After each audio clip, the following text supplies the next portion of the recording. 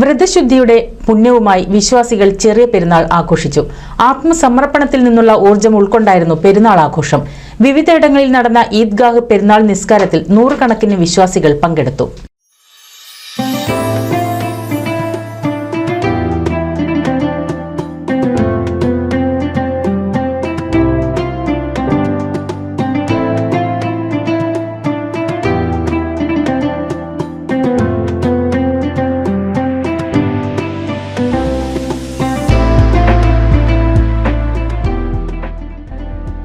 പ്രാർത്ഥനയുടെ പുണ്യവുമായി നാടെങ്ങും ചെറിയ പെരുന്നാൾ ആഘോഷിച്ചു.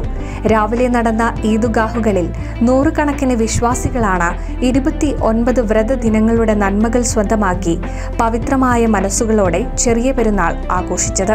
കുമരനെല്ലൂർ VK ഓഡിറ്റോറിയത്തിൽ ഫൈസൽ ബാബു സലഫി പ്രാർത്ഥനയ്ക്കും പ്രഭാഷണത്തിനും നേതൃത്വം നൽകി.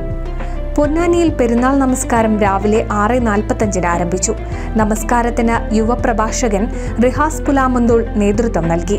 എന്ത് പറയണം, എന്ത് പറയരുത്, എന്ത് കാണണം, എന്ത് കാണരുത്, എന്ത് കേൾക്കണം, എന്ത് കേൾക്കരുത്, എങ്ങനെ ചിന്തിക്കണം, എന്ത് ചിന്തിക്കരുത്, എന്തെല്ലാം വായിക്കണം, എന്തെല്ലാം പഠിക്കണം, മനസ്സിലാക്കണം എന്നിത്യാദിയുള്ള എല്ലാ കാര്യങ്ങളും ഒരു മാസത്തെ ജീവിത പരിശീലനത്തിലൂടെ നമ്മൾ നേടിയെടുക്കുകയായിരുന്നു.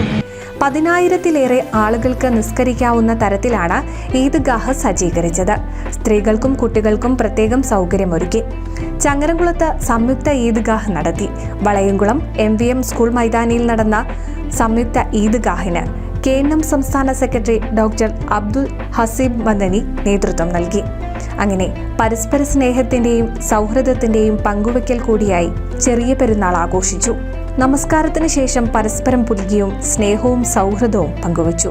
മധുര വിതരണവും നടന്നു. News desk NCV.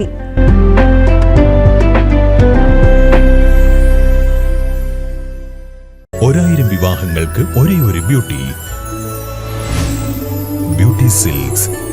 Edappal, Chavakkad, Triprayar, Puthanathani, Perinthalmanna.